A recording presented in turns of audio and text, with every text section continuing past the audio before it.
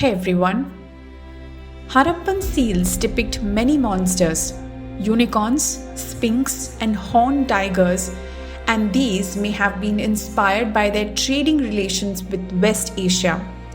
But unlike the green sphinx that has a lion's body, the Harappan sphinx is a woman with a tiger's body.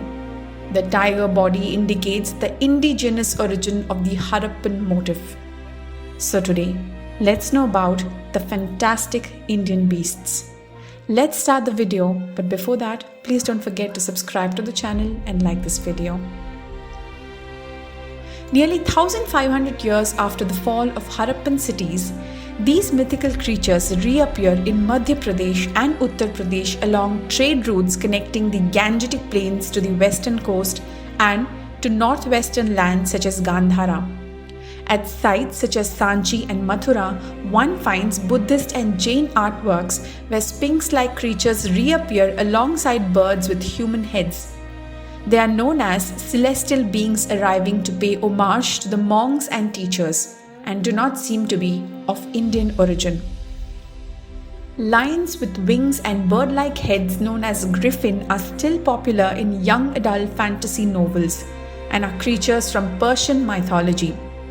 Men with horse bodies known as centaurs are from Greek mythology. Such images are also found in the Bhaja caves of Maharashtra's Western Ghats and are dated from 200 BCE to 300th century. This was the time trade between India and West Asia was at an all-time high. Indo-Greeks, also called as Yavanas, had established cities in the Gandhara region.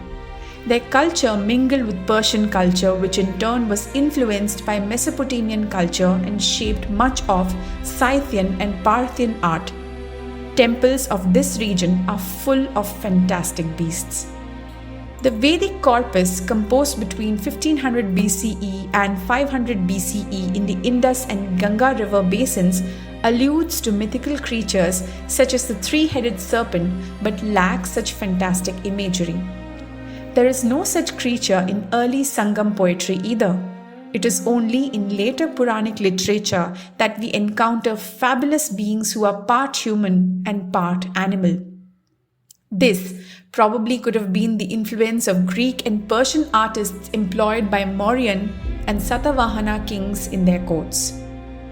Around 300th century, when the Roman Empire became Christian, artists who carved pagan gods were persecuted and many migrated east, finding patronage in Indo-Greek kingdoms, perhaps even in the western ports of India. Did they inspire the image of Narasimha, the lion-headed avatar of Lord Vishnu emerging from a pillar, perhaps a Persian pillar, to rescue a devotee? The Vedic antecedent of Narasimha's story involves the Asura Namuchi, who can only be killed by a weapon that is neither water nor air, prompting Indra to use foam.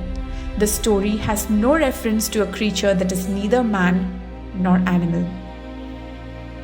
Shiva's bull Nandi is sometimes depicted as a bull-headed man, just like Durga's enemy, the buffalo Mahishasura, is sometimes shown as a buffalo-headed man.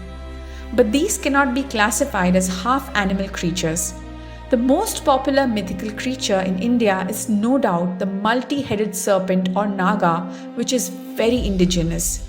It is linked to fertility and wisdom and found in the earliest Buddhist, Jain and Hindu art protecting Buddha, Parshvanath and Vishnu.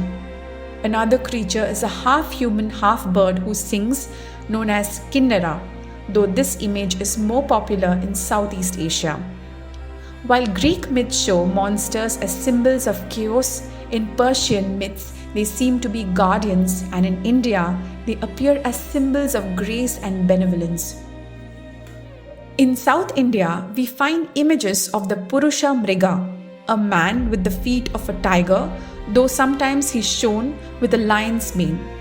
Interestingly, no such images exist in North India. In Tamil mythology, he is identified as Vyaghrapada, or the one with tiger feet who collected forest flowers for Shiva. When offered a boon, he asked for protection for his feet from the thorns and sharp rocks on the forest floor. So, he was given tiger feet. Purusha Mriga is linked to Vishnu through a version of the Mahabharata found in the Tamil temple.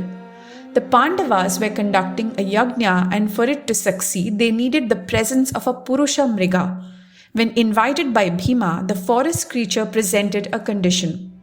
He said, "If I outrun you, I will eat you. But if you outrun me, then I will come for the ceremony." So the two raced towards Indraprastha. To help Bhima, Krishna gave him Shivalingas to drop on the forest floor, which forced the Purusha Mriga to stop and offer them forest flowers.